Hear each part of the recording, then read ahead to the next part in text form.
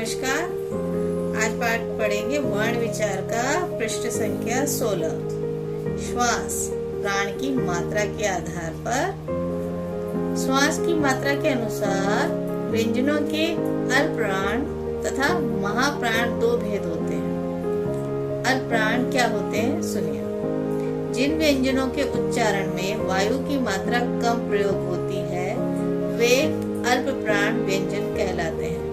हर वर्ग का पहला, तीसरा या पांचवा व्यंजन और ड़, य, र, ल तथा व अल्पप्राण है।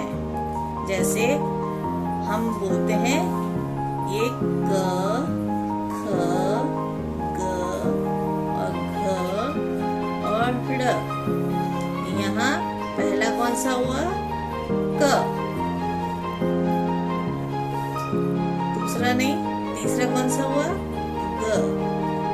और पांचवा हुआ ड़।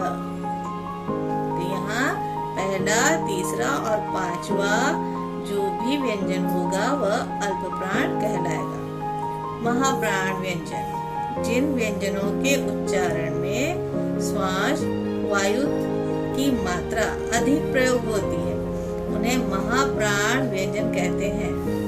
हर वर्ग का दूसरा व चौथा व्यंजन और ढ, श, श, स तथा ह महाप्राण है। जैसे क वर्ग, अभी हमने यहाँ पढ़ा क वर्ग का ये जो ख है वह ख होगा महाप्राण और चौथा व्यंजन यानी घ होगा महाप्राण। तो यहाँ हर वर्ग में मतलब च वर्ग में भी, ट वर्ग में भी, प वर्ग में भी, सभी में। संयुक्त व्यंजन क्या होते हैं ये पढ़िए। जब दो या दो से अधिक व्यंजन का परस्पर संयोग होता है तो उसे संयुक्त व्यंजन कहते हैं। संयुक्त व्यंजन विभिन्न रूप में प्रयोग होते हैं। जैसे संयुक्त व्यंजनों का स्वतंत्र प्रयोग। स्वतंत्र प्रयोग से तात्पर्य है किस तरह से उसको बनाया गया। क्ष कैसे बनता है हमने यहाँ पढ़ा था। क और श इससे क्ष बनता है। लेकिन यहाँ बताया गया कैसे स्वतंत्र रूप में प्रयोग होगा। पक्षी, क्षमा, अक्षर। त्र नेत्र, क्षत्रिय, मित्र। त्र बनता है त और रस यानी ये बना त्र। ज्ञ, आज्ञा, यज्ञ, ज्ञानी। यह कैसे बना? ज और य द्वारा बनता है।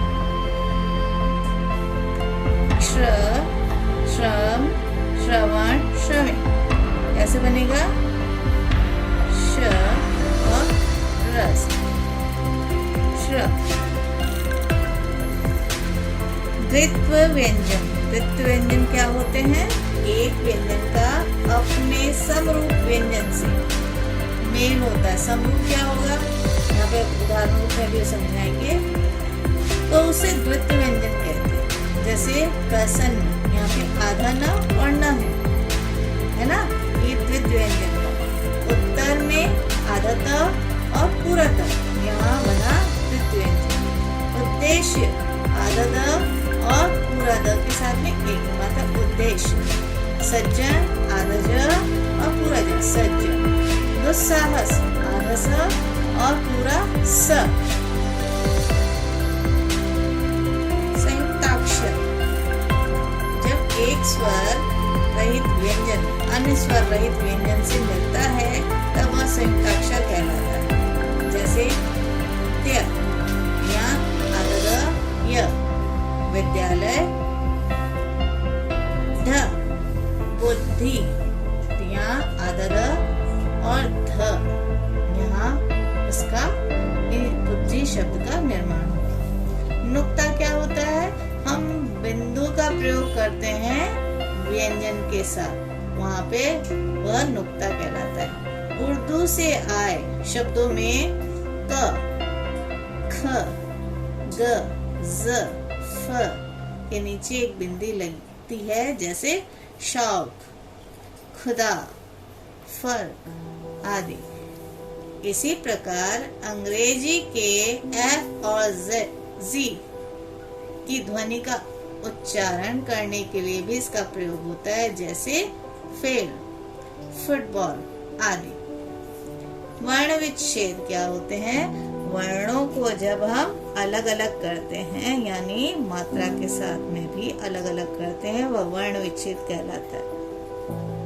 शब्दों के वर्ण को अलग अलग करके लिखना वर्ण विच्छेद कहलाता है।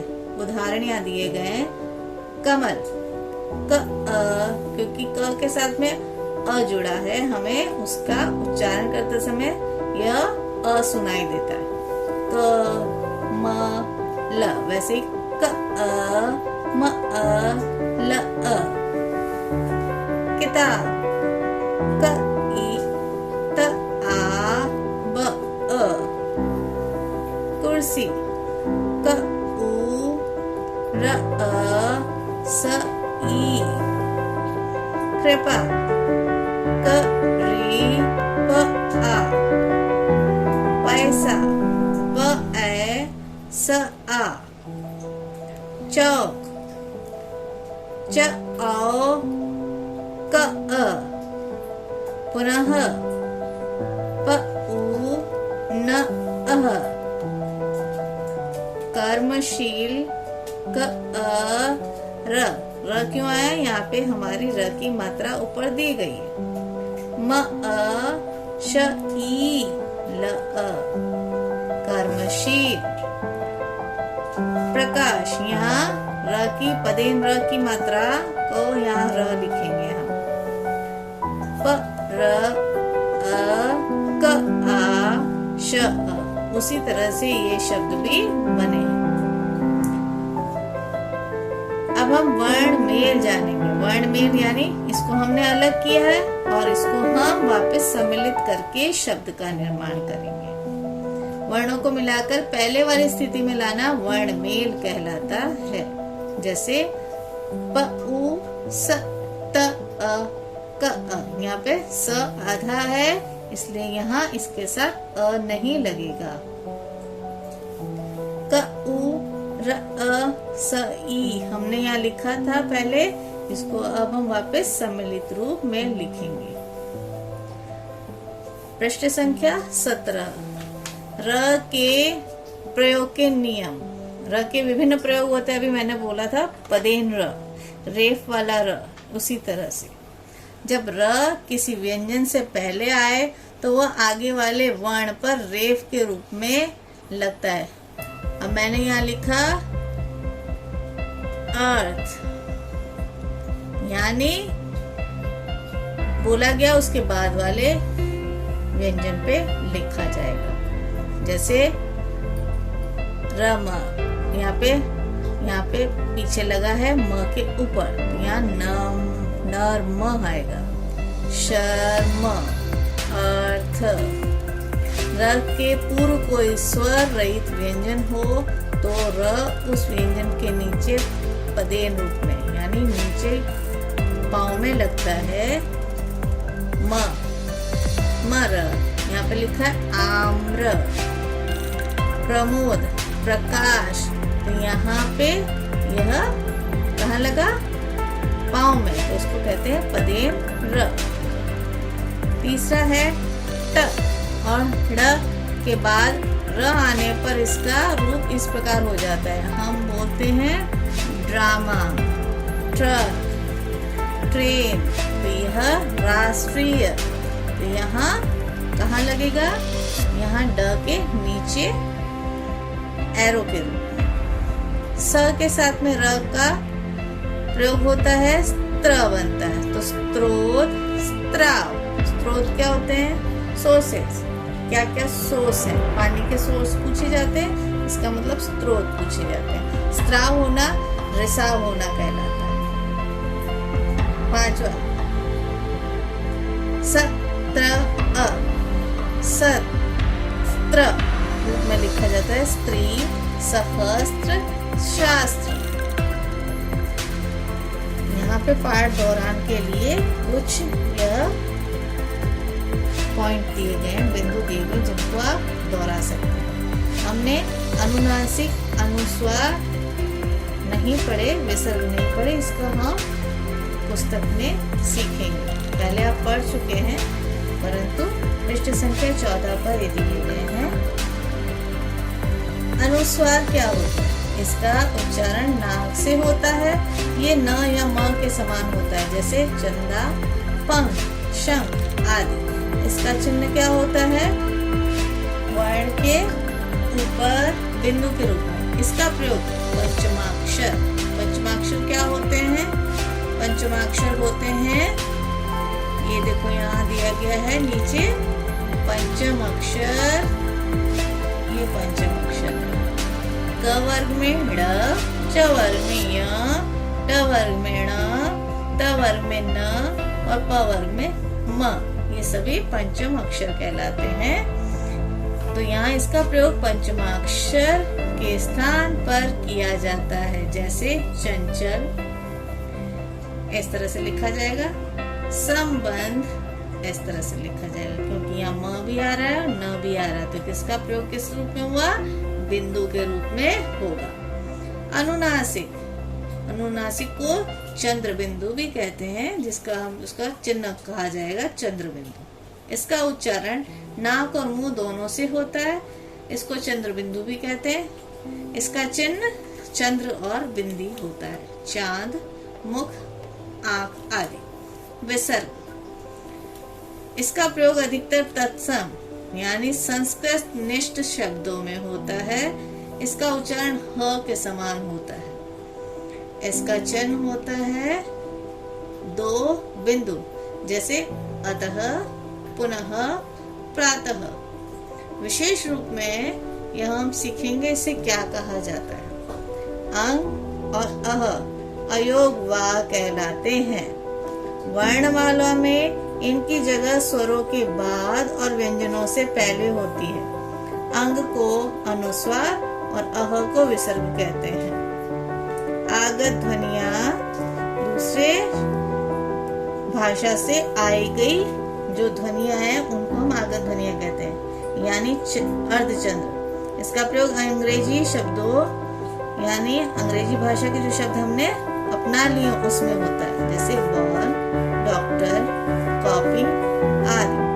ज और फ भी उन्हीं के अंतर्गत आएंगे। अब हम करेंगे पुस्तक अभ्यास, पृष्ठ संख्या 18। लिखित अभ्यास प्रश्न 1। निम्नलिखित वर्णों के उचित उच्चारण स्थान में निशान लगाइए। कल आपको एक सारणी दी गई थी जिसको आपको पढ़ने के लिए दिया गया था कि सभी व्यंजन और स्वर का उच्चारण किस तरह से होता है, वो हमें सीखना। तो यहाँ व्यंजन का सीखना था। लिखित अभ्यास प्रश्न 1। निम्नलिखित वर्णों के उचित उच्चारण स्थान में सही का निशान लगाइए। क, प वर्ग, प कैसे बोलेंगे? प, ह, ब, भ। तो यहाँ होठ से बोल रहे हैं हम, तो ओष्ठ्य क्या आएगा? ओष्ठ्य। ख, च वर्ग और य और श किससे आएगा? तालव्य। ग, ह किसे? स्वर यंत्रीय से। घ, क वर्ग पूरा कंठ्य से बोला जाएगा, मतलब गले से। दूसरा, निम्नलिखित वर्णों में से अल्प प्राण और महाप्राण वर्गों को या वर्णों को छांटकर लिखिए। अब हमने पढ़ा था कि अल्प प्राण होते हैं पहला, तीसरा और पांचवा, और महाप्राण कौन सा होता है? दूसरा और चौथा। उस आधार पर द किसमें है? त, थ, द तीसरा है ना, यहाँ द आया अल्प प्राण में, त पहला है इसलिए अल्प प्राण में, न पंचम है इसलिए अल्प प्राण में, क है पहला इसलिए अल्प प्राण में, पांचवा है ण इसलिए अल्प प्राण में, ड़ पांचवा है इसलिए अल्प प्राण में, ट पहला है अल्प प्राण में, च छ ज तीसरा है इसलिए यह अल्प प्राण में, च है पहला इसलिए अल्प प्राण में, प फ ब भ म राष्ट्र है ना, पांचवा है इसलिए अल्प प्राण में और वह इसके अंतर्गत ही आता है। महाप्राण थ ज भ स ह और फ महाप्राण के अंतर्गत आएंगे। अभ्यास 3 में दिए गए शब्दों से रिक्त स्थान की पूर्ति कीजिए। यहाँ दिए गए शब्द, यहाँ मैंने संख्या लिखी है लेकिन यह पढ़ के हमें लिखना है। भाषा की सबसे छोटी इकाई क्या होती है? वर्ण होती है। उच्चारण तथा प्रयोग के आधार पर वर्ण के 2 भेद होते हैं। कौन से? स्वर और व्यंजन।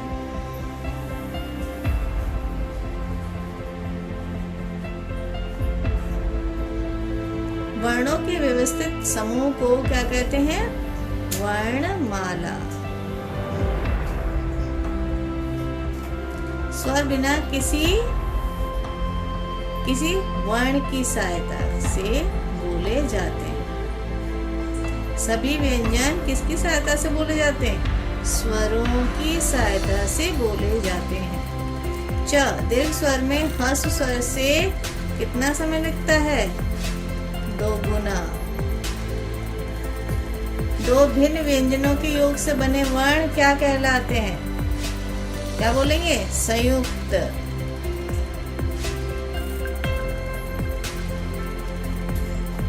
अनुस्वार और विसर्ग को क्या कहते हैं? अयोगवाह।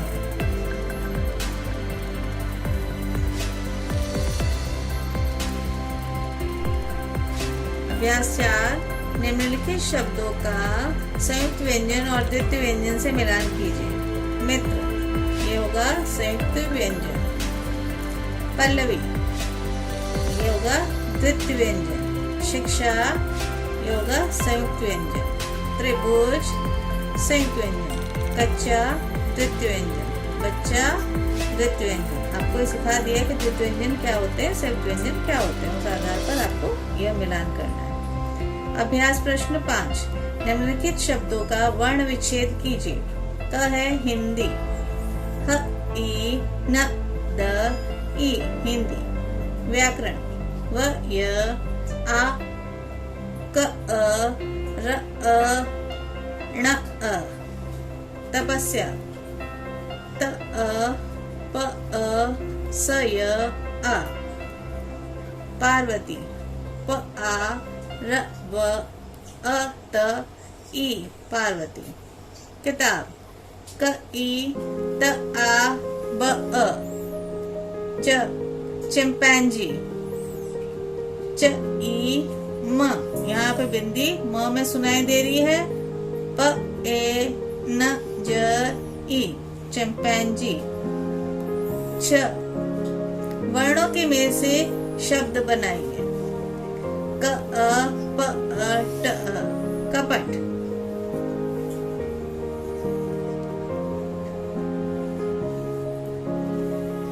ख है स आ र थ अ क सार्थक।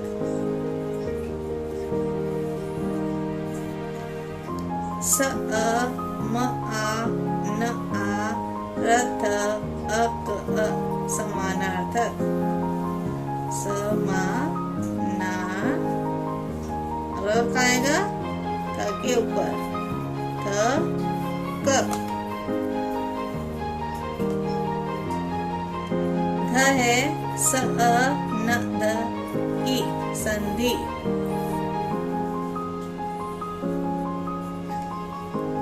ड़ प अ र आ ध ई न पराधीन।